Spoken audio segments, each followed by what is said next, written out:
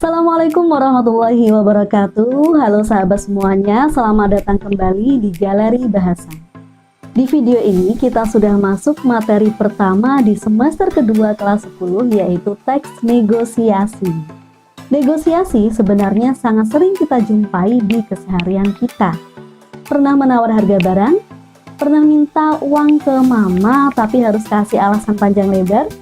Pernah janjian dengan teman tapi waktunya nggak cocok? Secara tidak sadar, sebenarnya kita sering sekali melakukan negosiasi. Tak hanya lingkup kecil di sekitar kita, ternyata bernegosiasi juga sangat penting dilakukan di lingkup yang jauh lebih besar, misalnya sebuah negara. Tanpa negosiasi, mungkin negara Indonesia dulu akan sulit mencapai kemerdekaan. Bangsa Indonesia dan bangsa Belanda kedua-duanya akan memperoleh bahagianya. Anak cucu kita, angkatan kemudian akan berterima kasih pada kita. Moga-moga Tuhan Yang Maha Kuasa memberkati pekerjaan kita pada konferensi meja bundar ini. Sekianlah dan terima kasih. Negosiasi pun sangat penting dilakukan di dunia usaha. Tanpa negosiasi, proyek-proyek besar tak akan mungkin bisa berjalan mulus. Jadi, buat kamu calon pengusaha, calon presiden, calon menteri, calon bupati, penting banget nih untuk memiliki kemampuan negosiasi. Yuk belajar bersama di Galeri Bahasa. Jangan lupa untuk mencatat dan membuat peta konsep agar materi lebih mudah untuk kalian ingat.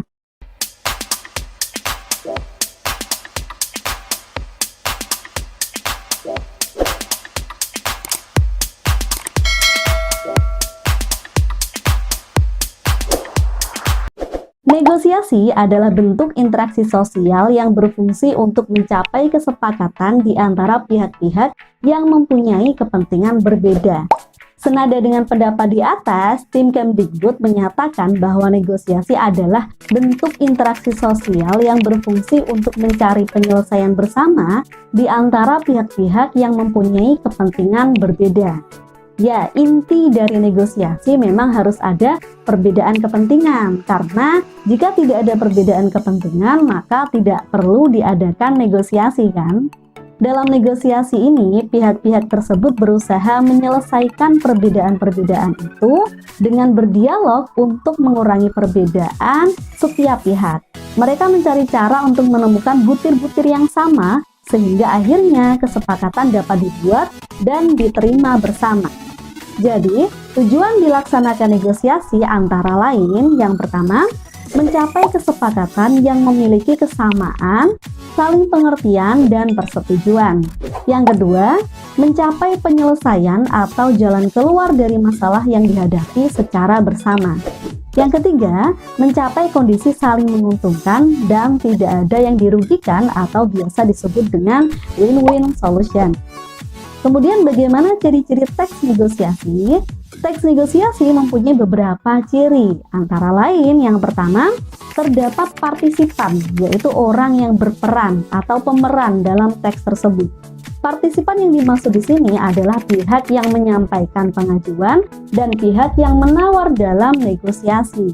Pada beberapa teks negosiasi untuk memecahkan konflik, kadang terdapat pula partisipan ketiga yang berperan sebagai penengah, pemandu, atau perantara. Yang kedua, terdapat kepentingan yang berbeda dari pihak yang terlibat. Yang ketiga, berisi pengajuan dan penawaran dari pihak yang memiliki kepentingan berbeda. Dan yang keempat, adanya kesepakatan yang dapat disetujui oleh semua pihak sebagai hasil negosiasi. Yang terakhir, terdapat ungkapan yang bersifat persuasif atau membujuk dalam teks tersebut. Selanjutnya, kita masuk ke struktur teks negosiasi. Teks negosiasi mempunyai beberapa struktur antara lain. Yang pertama, orientasi. Orientasi pada struktur teks negosiasi berisi tentang bagian pembuka, bisa berisi salam, sapaan, atau ucapan lainnya untuk memulai sebuah interaksi sosial. Misal mengucap Assalamualaikum, selamat pagi, permisi, dan sebagainya. Struktur yang kedua yaitu permintaan. Di dalam permintaan, pembeli akan mengungkapkan keinginannya dalam membeli atau mendapatkan suatu barang yang dimaksud.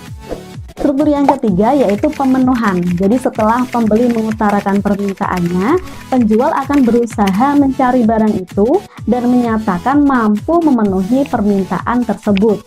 Lalu memberitahu berapa harga yang harus pembeli bayar sebagai pemenuhan terhadap barang yang ingin dibeli tersebut. Dan struktur yang keempat yaitu penawaran. Apabila pembeli belum atau tidak setuju dengan harga yang diberikan penjual, maka pembeli akan berada di dalam tahap ini, yaitu tahap penawaran. Inilah inti dari negosiasi. Pada tahap ini, pembeli akan menawar hingga mendapat harga yang pas untuk dirinya.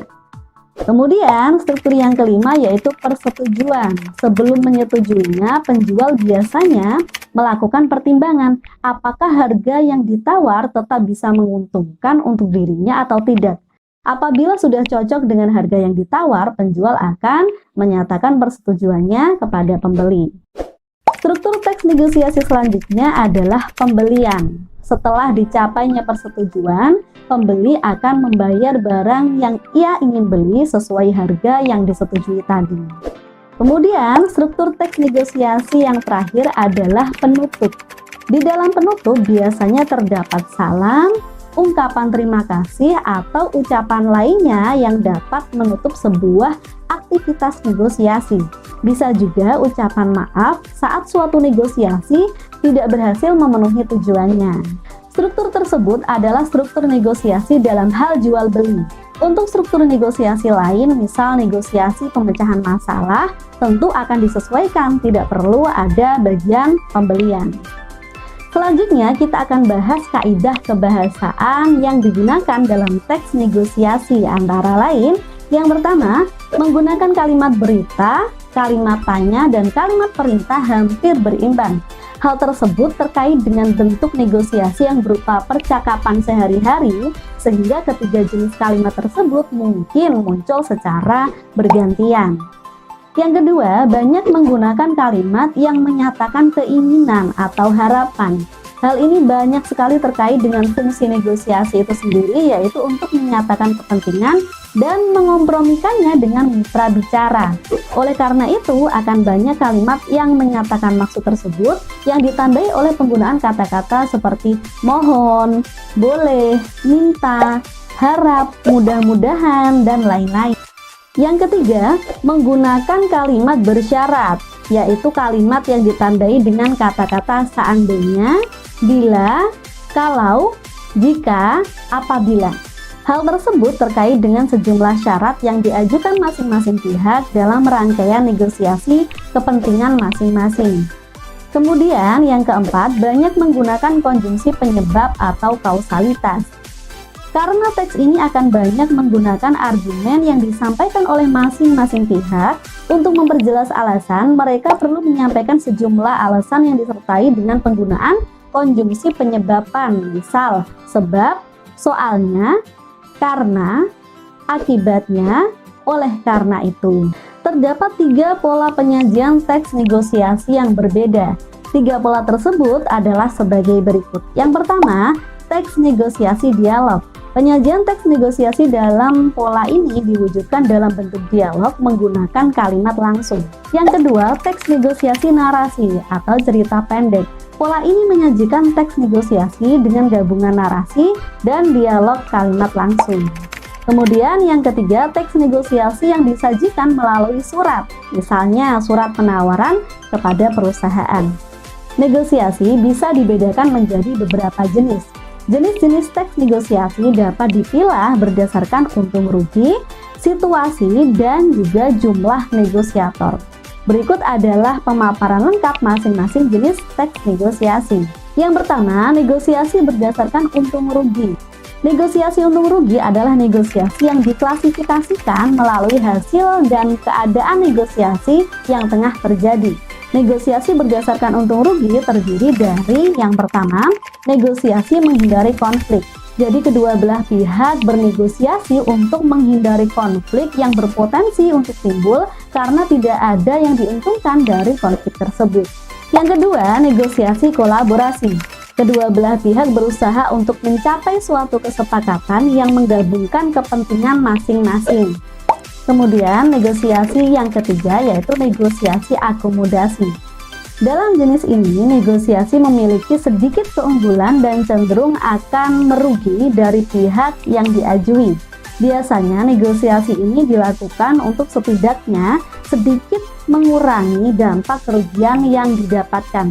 Situasi jenis negosiasi ini dapat terjadi karena sebelumnya telah terjadi negosiasi yang memang tidak imbang dan merugikan negosiator. Kemudian yang keempat, ada negosiasi dominasi. Kebalikan dari negosiasi akomodasi, yaitu negosiasi mendapatkan keuntungan yang lebih besar dari pihak lawan negosiasinya. Kemudian yang nomor 2, ada negosiasi berdasarkan situasi. Negosiasi berdasarkan situasi dapat dibagi menjadi beberapa jenis, antara lain yang pertama, negosiasi formal. Terjadi dalam situasi formal seperti adanya sebuah perjanjian hukum dan masing-masing pihak adalah instansi atau lembaga yang memiliki payung hukum pula. Misalnya negosiasi antara perusahaan, instansi pemerintah, atau lembaga pendidikan. Yang kedua, ada negosiasi non-formal atau informal, yaitu negosiasi yang dapat dilakukan oleh siapapun, kapanpun, tanpa perjanjian khusus, dan tanpa adanya hukum yang memayungi. Yang ketiga, negosiasi berdasarkan jumlah negosiator. Umumnya, negosiasi terjadi antara dua belah pihak saja. Namun, terdapat pula beberapa negosiasi yang melibatkan lebih dari dua pihak. Berikut adalah penjelasannya. Yang pertama, negosiasi dengan pihak penengah. Negosiasi ini dilakukan oleh dua pihak negosiator didampingi oleh pihak penengah yang bertugas untuk menyampaikan dan menyimpulkan keputusan akhir dari negosiasi itu. Misalnya, negosiasi di pengadilan. Pihak penggugat dan tergugat adalah pihak yang dapat bernegosiasi. Sementara itu, hakim dan seluruh sistem pengadilan adalah pihak penengahnya. Yang kedua, ada negosiasi tanpa pihak penengah. Negosiasi ini dilakukan tanpa pihak penengah sehingga keputusan dan hasil dari negosiasi tergantung pada pihak yang bernegosiasi. Selanjutnya, kita akan bahas contoh teks negosiasi. Bagi yang punya buku dari Kemdikbud seperti ini, silahkan lihat halaman 152. Sesungguhnya, Rani sudah lama menginginkan HP baru. Ia sudah beberapa kali membujuk ayahnya agar membelikannya HP baru. Namun usahanya terus gagal, akhirnya ia mencoba meminta bantuan ibunya. Namun usaha Reni masih tetap gagal. Minggu lalu, akhirnya Reni merencanakan untuk benar-benar berusaha meyakinkan kepada ayahnya bahwa ia sangat membutuhkan HP baru. "Yah, Rani benar-benar perlu HP, belikan ya," kata Rani kepada ayahnya. "Ayah belum punya cukup uang untuk membeli HP, Ran. Lagi pula kan sudah ada telepon rumah," kata ayah sambil meletakkan koran ke atas meja. "Tapi ya, semua teman Rani punya HP. Mereka dapat dengan mudah menelepon orang tuanya saat terpaksa pulang telat." "Lah, kalau begitu kamu jangan pulang telat," kata ayah lagi. Rani boleh dikatakan hampir menangis dibuatnya. Tak hanya itu ya, Rani iri sama teman-teman Rani yang dapat dengan mudah mengunduh materi pembelajaran, mengirim tugas, bahkan berdiskusi untuk mengerjakan tugas-tugas tanpa harus keluar rumah. Rani berkata dengan kalimat yang runtut dan jelas, kalimat yang sebetulnya sudah ia susun dan rancang beberapa hari untuk merayu ayahnya. Mendengar penjelasan Rani yang baik itu, ayah melepas kacamatanya, kemudian menatap Rani dengan lemah lembut. "Sebegitu pentingkah HP itu bagimu, Nak?" Sontak Rani hampir dibuat melonjak kegirangan mendengar reaksi ayah. "Iya ya, apalagi guru-guru sering menugaskan kami untuk mengirim tugas ke grup Facebook atau mengunggah tugas di blog. Kalau Rani punya HP kan enak, bisa buat diskusi bareng teman-teman, sekaligus dapat mengakses internet melalui HP. Ayah akan membelikan HP untuk Rani, asal ayah seakan sengaja menggoda Rani." "Asal apa ya?" tanya Rani tak sabar. "Asal Rani rajin belajar dan berjanji akan menggunakan HP itu untuk hal-hal yang positif." "Rani janji ya, makasih ya," janji Rani sambil memeluk ayahnya. Demikian materi negosiasi yang dapat kita pelajari bersama. Semoga bermanfaat. Tetap sehat, tetap semangat. Wassalamualaikum warahmatullahi wabarakatuh.